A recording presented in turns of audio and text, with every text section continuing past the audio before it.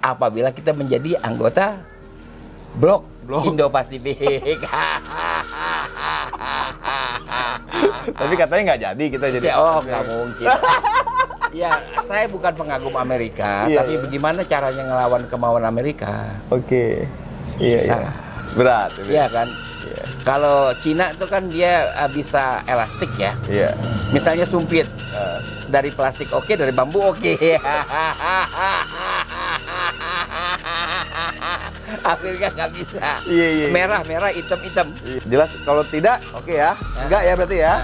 Lu pikul itu bocah.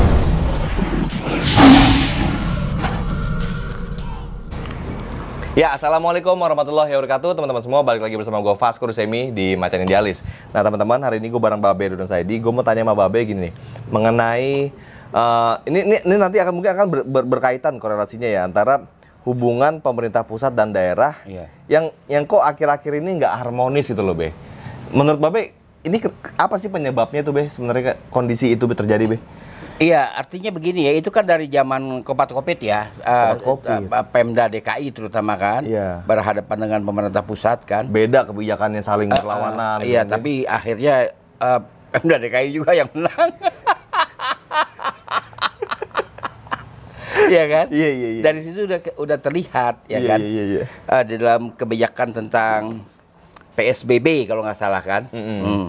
Itu lalu juga yang terakhir ini yang sangat terbuka itu adalah persoalan Omnibus Law. Itu sangat terbuka. Itu soal yang berkaitan dengan Omnibus Law. Nah, ini apa sebenarnya? Apa yang terjadi dengan hubungan itu? Hubungan yang selama ini adalah struktural, vertikal, hierarkial, ya kan? Sepertinya tidak bisa lagi dipertahankan seketat itu. Ya kan? Maksudnya gimana, Bi? Ya artinya ya Kak, ketat, pemerintah daerah harus tunduk kepada pemerintah pusat, ya kan? Pemerintah daerah satu provinsi adalah membawahi pemerintah kabupaten dan kota, ya kan? Itu tidak bisa mutlak diperketat lagi. Jadi sebenarnya sudah harus difikirkan memang dilaksanakan bahwa otonomi itu base-nya memang harus tingkat 2. Jadi bukan saja tertulis di dalam aturan perundangan, tapi harus dalam pelaksanaannya harus begitu. Maksudnya otonomi itu harusnya sampai ke titik tingkat 2? Itu basisnya. Basisnya. Yang selama ini kan ada otonomi kan Papua, Aceh, Jogja. Otonomi khusus ya, kan, ya? Otonomi khusus. Nah, sekarang itu yang kita namakan otonomi khusus itu harus sudah dipikirkan juga diberlakukan kepada yang lain-lain ya dengan variasi, karena sekarang ini agak susah. Kita ambil contoh adalah ormas dengan di pusat adalah DPP gitu kan ya. Ya itu sudah tidak mutlak lagi ditaati oleh daerah-daerah provinsi yang dia namakan pengurus wilayah, tidak ditaati juga oleh daerah-daerah yang mereka namakan pengurus cabang, yaitu di kabupaten kota. Itu sudah harus dipikirkan, karena sekarang ini kepemimpinan sejati itu adanya di awan. Cloud system. Iya kan, ada jadi awan. Jadi mau apa? Juga di Pemda juga akan begitu. Jadi nggak bisa. Jadi akhirnya kita terdorong ya kan untuk memikirkan ulang. Apalagi kalau kita mau nggak mau harus menjadi anggota dari blok Indo-Pasifik, itu nggak bisa bertahan seperti ini. Nggak bisa lagi bertahan seperti ini. Nggak boleh lagi atau nggak bisa lagi? Nggak bisa lagi, nggak realistik. Itu yang harus dipikirkan. Jadi harusnya gimana, Be? Ya harusnya misalnya sekarang Natuna apa kabupaten kan ya? Nah sekarang dia front terdepan gimana? Ya kan? Jadi saat perhatian dunia semua ke situ ya kan? Iya kan, nggak boleh. Front terdepannya PAD-nya kecil gitu ya? Kan nggak boleh meleng. Itu bupati yang ada di situ kan nggak boleh meleng. Karena akan meleng sedikit aja Cina udah bikin pangkalan. Iya kan? Kewenangannya harus lebih besar lagi. Okay. Nah itu nggak bisa seperti ini. Gimana sih Be? Maksudnya kewenangan lebih besar? Apakah mereka itu perlu juga mempunyai tentara yang lebih kuat atau gimana maksudnya? Dulu kan ada forum Muspida ya kan, sekarang ada tapi tidak utuh dulu ya kan. Di situ ada pimpinan dari militer, kepolisian, kejaksaan dan dari pemerintah daerah. Itu kan bisa dipikirkan dihidupkan lagi dengan kewenangan-kewenangan yang tertentu tergantung dari kondisi mereka. Contohnya misalnya contohnya kewenangan seperti apa yang harus diperkuat? Contohnya misalnya kayak yang sekarang terjadi terus ketidakserasian dengan Papua kan. Kan yang mengerti soal daerah kan orang-orang Papua. Orang daerahnya ya. Orang daerahnya yang mengerti, nggak bisa dari sini diatur. Nikel yang belah ono kan dari negara kan yang harus mencangkul ya kan, nggak bisa begitu, di mana-mana ada clash. Ya juga soal pengiriman tenaga kerja asing kan ada clash, semua nggak cukup diberitakan oleh pers media mainstream. Gitu. Jadi gini maksudnya jadi setiap bupati ataupun wali kota diberikan kewenangan yang lebih lagi dari sekarang. Juga gubernurnya. Untuk daerah khusus misalnya Jakarta ini. Kalau juga gubernurnya gimana caranya? Apakah jadi gubernur fungsinya hanya administratif mengelola kabupaten-kabupatennya? Iya, nggak cukup seperti itu ya. Seperti sekarang kewenangan dia untuk mengatur daerah dalam hal kopit gitu kan. Kalau terus direcoki bagaimana? Kan gubernur yang mengerti, ya kan, direcoki oleh tim ini yang nggak jelas kedudukannya dalam struktur pemerintahan. Itu harus satgas ini gitu ya. Kebanyakan satgas kan. Jadi itu yang saya kira nggak bisa. Itu harus diakui juga peran dari dunia digitalisme itu harus diakui dong, nggak bisa. Itu sangat menentukan. Performance dari Pemda-Pemda di masa yang akan datang. Performance dari Pemda-Pemda di masa akan datang. Iya kan, gitu. Nah, gimana misalnya gini, prosesnya seperti apa seandainya bisa? Ya kalau dia mengatakan bahwa di sini di daerah kami masih memerlukan lahan peluang kerja, jangan didatengin terus dong. Ini kan karena pusat punya wewenang kirim. Kan begitu.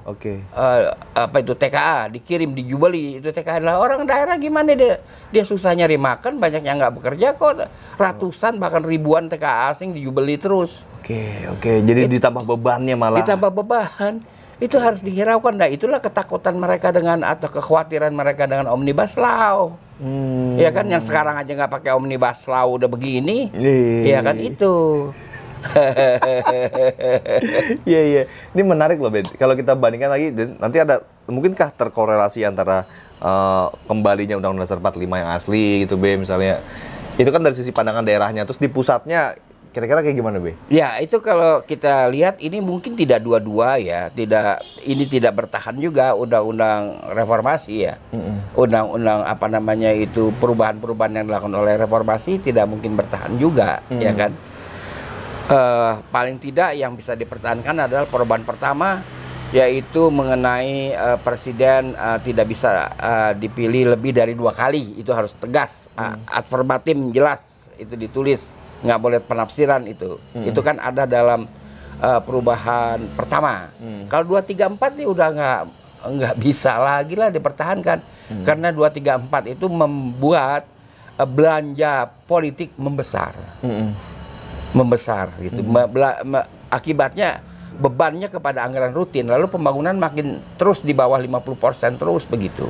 Bukan hanya biaya budget APBD dan APBN yang keluar lebih besar, tapi orang-orang yang mau maju menjadi calon kepala daerah juga harus mengeluarkan budget yang besar kan. Itulah makanya itu harus ditinjau ulang, kan kita udah bahas dalam YouTube yang lain soal ini kan. Kita sudah bahas lah, itu harus ditinjau ulang, maka ditata biar benar, jangan amatiran ya kan. Seperti penyusunan atau legal drafting dari undang-undang Omnibus Law kan terkesan amatiran, ya kan, halaman aja kagak ada yang kompak, jumlahnya berapa, ya kan, nggak ada yang kompak. Nah, apalagi pasal-pasalnya. Nah, nanti perubahan nanti nggak boleh kayak tempo hari. 234 itu sangat amatiran, itu perubahan Undang-Undang 45 234 sangat amatiran. Kalau boleh Faskut simpulkan dari pernyataan Babe itu, jadi intinya kita nggak boleh mengeneralkan semua wilayah di Indonesia ini? Nggak bisa. Karena mereka punya permasalahan yang Iya, berbeda-beda iya, masing-masing, Be ya. iya. Karena budayanya pun berbeda-beda.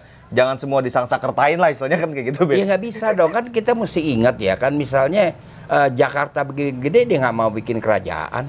Iya, iya. Iya kan? Iya, iya. Masa lalu ya, kita bicara Iya, masa lalu. sejarahnya nih ya. Sejarahnya dia kan hanya bikin zona ekonomi, Iya. sama dengan Saparua, sama dengan Banda Neira, sama dengan Bandar Lampung. Iya. Kan sama, itu harus dilihat sejarahnya. Jadi nggak bisa kita format sekehendak kita, sesuai dengan ruang lingkup kita, nggak bisa.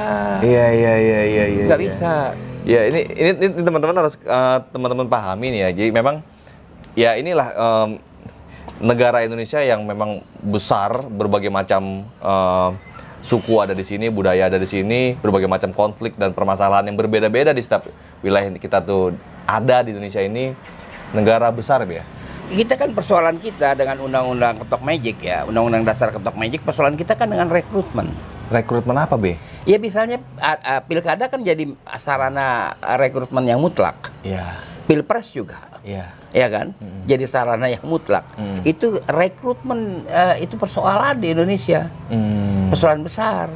Bisa ada Rekrutmen pemimpin maksudnya, Be ya? iya. Oke. Misalnya bisa ada suami jadi bupati, istri ketua DPRD, dua-duanya digap, dua-duanya ditangkap gimana? Iya. Itu kan persoalan rekrutmen. Iya.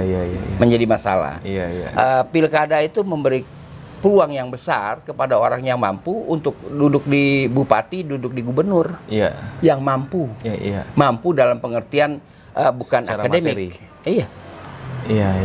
Itu. Kadang hanya mengandalkan popularitas, sengaja misalnya kayak artis-artis misalnya gitu, tanpa kita mengecilkan seorang orang artis, dibawa untuk jadi wakilnya untuk ngangkat doang. Ada gitu juga kan. dia langsung jadi orang pertama di gubernur, akhirnya KPK. Iya. Ya kan? Iya. Nah, itu jadi persoalan rekrutmen itu nggak benar, harus ditinjau, nggak bisa begitu. Iya. Maka harus ditata ulang, kembali dulu ke Undang-Undang 45, lalu peraturan perundangan yang diturunkan berdasarkan Undang-Undang Dasar 45 yang asli itu harus disesuaikan dengan kondisi daerah masing-masing. Oke. Jadi studi regional itu penting. Jadi bisa nggak misalnya kalau misalnya disimpulkan, Be, seluruh Indonesia ini harus jadi otonomi? Harus. Bukan cuma 3 daerah itu aja misalnya gitu, Be? Iya, otonomi yang luas ya. Otonomi yang Ya, lebih perluas yang luas gitu kan, Be? itu. Iya, harus sudah tiba masanya. Jadi kewenangan pusat terutama hanya pada pertahanan dan luar negeri. Oh, kewenangan pusat hanya pertahanan dan luar negeri. Iya. Oke. Dan sesuai dengan apabila kita menjadi anggota blok Indo-Pasifik. Tapi katanya nggak jadi kita jadi. Oh, nggak mungkin. Ya, saya bukan pengagum Amerika, Iya, tapi iya. bagaimana caranya ngelawan kemauan Amerika? Oke. Iya. Salah. Berat, ya, Be? Iya kan? Iya. Kalau Cina itu kan dia bisa elastik ya. Iya. Misalnya sumpit. Dari plastik oke, dari bambu oke. Amerika nggak bisa. Iya. Merah, hitam. Iya. Begitu. Iya enggak loh. Iya. Oke. Nggak ada somewhere in between, nggak ada. Oke, jelas kalau tidak oke ya. Enggak ya berarti ya. Lu pikir risikonya. Kan begitu. Oh, di barang ini, Be. Iya begitu kalau Amerika. Iya. Ya, dia nggak ada main-main. Ini menarik, ini dalam ini apa teman-teman ya? Apa yang Babe maksudkan ini sebenarnya dalam nih. Coba kalian cermati nih ya, apa yang tadi Babe ucapkan. Coba kalian tafsirkan di kolom komentar nih. Seperti apa ya kondisi negara kita, sistem pemerintahan di negara kita, sistem hierarki di negara Iya, kita. itu diatur lagi. Pantas nggak dan cocok nggak? Atau terjadi nggak keadilan yang merata di seluruh Indonesia? Iya. Terus di kolom komentar, pastiin lo share dan subscribe channelnya, klik tombol loncengnya biar lo terus update di Macan Idealis. Assalamualaikum warahmatullahi wabarakatuh. Waalaikumsalam.